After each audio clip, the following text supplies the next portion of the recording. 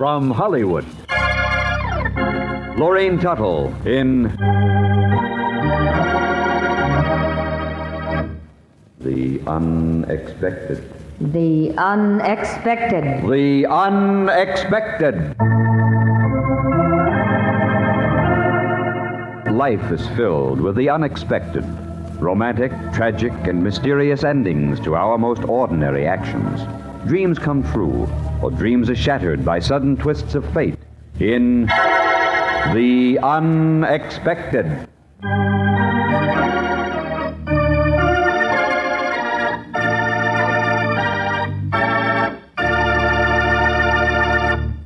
And now, Lorraine Tuttle, outstanding radio and screen star in The Revere Cup, a drama of The Unexpected.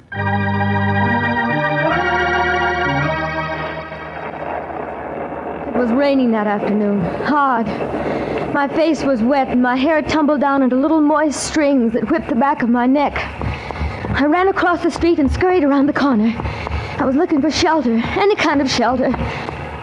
And then I saw it, the Trevor house, set far back behind the formal gardens. A huge brown mansion that seemed as dark and as wet as the gray sky above it. I don't think I recognized the place, not at first. And I remember shivering a little. But after a moment, I noticed something familiar about it. I had the feeling that I'd been there before. And I was right. I had. I'd lived in that mansion for 7 years. The first 7 years of my life. But that was a long time ago, when I was Janice Trevor. I don't really know why I started up the walk toward the forbidding entrance. The rain had almost stopped, and I could have gone on home. I was soaked to the skin already. A few minutes more wouldn't have made any difference.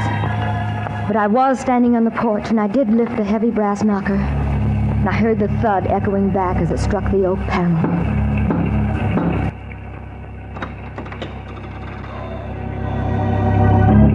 Yes, miss? I wonder if I could come inside for a moment, just to dry off. I suppose it would be all right. Are you a friend of the Stevensons? No, I've never met them. I just happened to see the house, and I thought... Of course. Come inside, miss. There's a fire in the drawing room. Thank you. It's through that archway and to your right. I'll only stay a moment. Certainly, miss.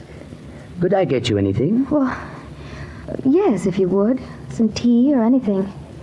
You're really very kind to a stranger. Not at all, miss. For some reason, you don't seem like a stranger to Trevor Mansion. You just don't seem like a stranger. The room hadn't changed. Not really. There were brighter curtains at the windows and new slipcovers on the chairs. And somehow it seemed a little smaller. But then I was larger than I'd been when I last sat before this fire 18 years ago. And listened to a dull lawyer's voice read the will that left me only the debts of Malcolm Trevor. Only the sorrows of my multimillionaire father, whose paper empire had become mere paper. I hadn't listened to the words that told of auctions and receiverships and guardians, because I was seeing my father's face, burned by the powder of the gun he'd held to his temple. You play chess? Oh, I beg your pardon? I asked if you played chess. Well, no. That is, not very well. Well, neither do I, but it seemed like a good opening. I'm Tom Stevenson. I live here. Yes, I know. Do you? Do I what? Live here. The place is so big, one can never be sure. No, I just dropped in to get out of the rain. Well, under those circumstances, allow me to extend an official welcome, Miss Martin. Janice Martin. It's funny. I'm sure we should have met before. Are you a friend of the family's? They're in Florida now, you know. No, I just came in to get out of the rain. Your butler was kind enough to let me dry out here by your fire. Ah, good old Wilson. He's an incurable romantic. Been trying to get me married off for years. Keeps throwing all sorts of women at me. All sorts? Oh, come now. I didn't mean it that way. On the whole, you're far better than the average. Well, thank you. Well, come on. I'll show you around the house. It's quite fantastic. Once you've seen it, you'll never want to come back, but at least your afternoon won't have been wasted. It is rather an extraordinary place. Did you build it? Oh, good heavens, no. Some millionaire named Trevor put it up. Only he really wasn't a millionaire. No. No, at least he wasn't when the market crashed. He blew his brains out, and my father bought the place just as it stood, lock, stock, and barrel. It was quite cheap, considering. And it's full of the weirdest stuff. Most of it's not worth anything. Here, look at these cases here. Huh? All full of junk that old man Trevor brought back from Africa, India, everywhere. Well, why do you keep it here? It's good for laughs. Laughs? Yes. As a matter of fact, most of it's very funny. Take that miniature loving cup. I wonder what high school author won that. He was quite right. The case was full of an amazing collection of worthless odds and ends. Except about the loving cup, he was quite wrong. I could remember my mother saying to me, Janice, dear, you mustn't play with that cup. It's worth more than this whole house. You see, Janice, it was made by Paul Revere. I'd been surprised. Then Mother told me that Revere had been the greatest American silversmith, that his work was considered almost priceless.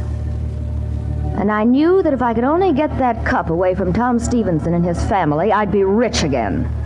They didn't realize its value, thought of it as junk. I'd be able to buy it easily. And if I couldn't, well, I'd find another way to get the Revere Cup. You're right, Tom. Oh, this is a frightful amount of junk. Well, come along. There's lots more to see. Oh, thank you, but I really must leave now. All right, if you say so. You don't seem broken-hearted. I'm not. Well, you're honest and frank. Sure. When can I see you again? What? Well, I can't let the butler down. He'd be terribly disappointed if we didn't hit it off. He's introduced me to so many strange young ladies that he's beginning to lose hope. Mustn't let Wilson lose hope. Have to see you again. Oh, really, Mr. Stevenson? I'll take you home or out to dinner or to a show. I don't know which, but I'll decide. Okay, Janice? Well, I don't know. You'll have to change your dress and fix your hair, though. You look terrible now. Really, you're the most unusual man I've ever met. It's an unusual house and needs unusual people. It seems so. Oh, Tom, that reminds me. Yeah? That little silver cup you showed me. Could I buy it from you? Certainly not.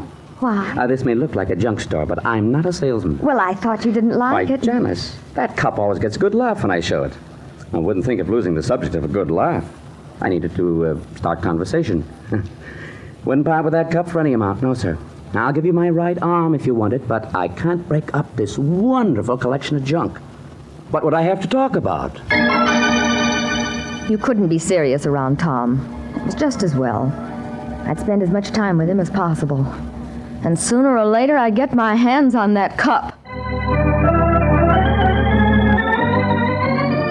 I saw him almost every night that week. But no matter how hard I tried, I couldn't get my hands on that priceless cup. And then suddenly he stopped calling. I didn't hear from him for 2 weeks. I was sure he'd realized I was after the cup. Then one night I found him sitting on the steps of my apartment house. Where have you been? Well, where have you been? Here, waiting for you. I mean, for the last 2 weeks. Oh, well, I've been around thinking things over. What sort of things? Marriage. Do you think I should marry you? Wilson does. Oh, really, Tom? Sometimes you aren't very funny. I know, but I can't help that. Well, come along. Where are we going? To the mansion. Wilson's fixed a dinner to celebrate. To celebrate? Yes, our engagement. I have decided to marry you, Janice. And what if I... Oh, now, see here. You can't let Wilson down. He's got the candles all lit, the champagne cooled, and... Well, you'll have to marry me. He'd be terribly hurt if you didn't.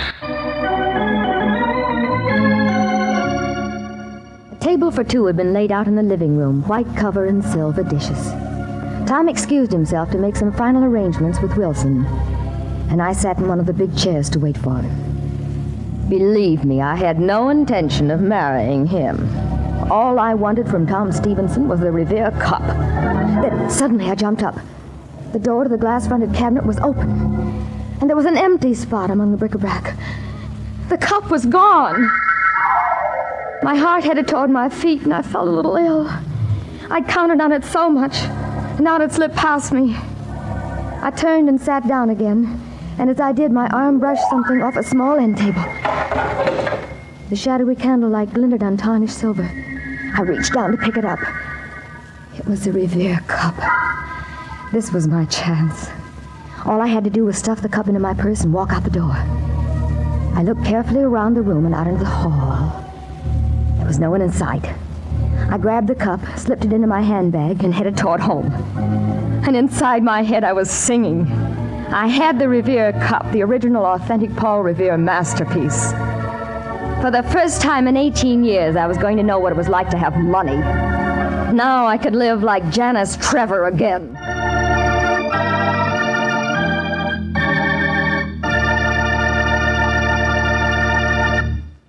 You think the story is over, don't you? But wait.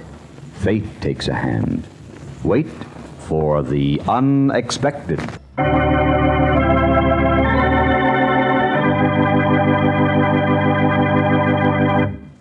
And now for the surprising conclusion of The Revere Cup, starring Lorene Tuttle, a Hamilton Whitney production written by Robert Lippett and Frank Burt, and directed by Frank K. Danzig. I could hear the cup tinkling against the compact in my pocketbook as I strolled casually toward the front door. In just a moment, I'd be outside. Tom might miss the cup and even suspect that I'd taken it, but he wouldn't do anything about that. He'd say it was just junk and spend a few minutes wondering why I'd walked out on his engagement party. And then he'd forget about me. That's the way Tom was. At least that's what I thought. Janice, you'd better give me back that cup. Why, I don't know what you're talking about. Makes your purse all bulgy. It's really very easy to detect. But, Tom, let me explain. Oh, don't bother. Just give it back. Well, I wouldn't like to have to call the police, Janice. Oh, very well. Here, take it, and I hope Janice. You know, I can't understand what you see in this cup. I never could. Since you wanted it so much, I was planning to give it to you as a sort of an engagement present. But under the circumstances, it would never do for me to be married to a thief, would it?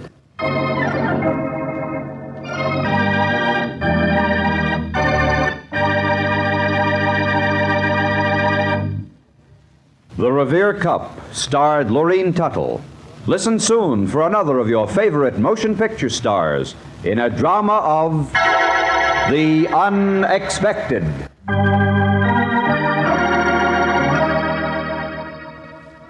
This program was transcribed in Hollywood.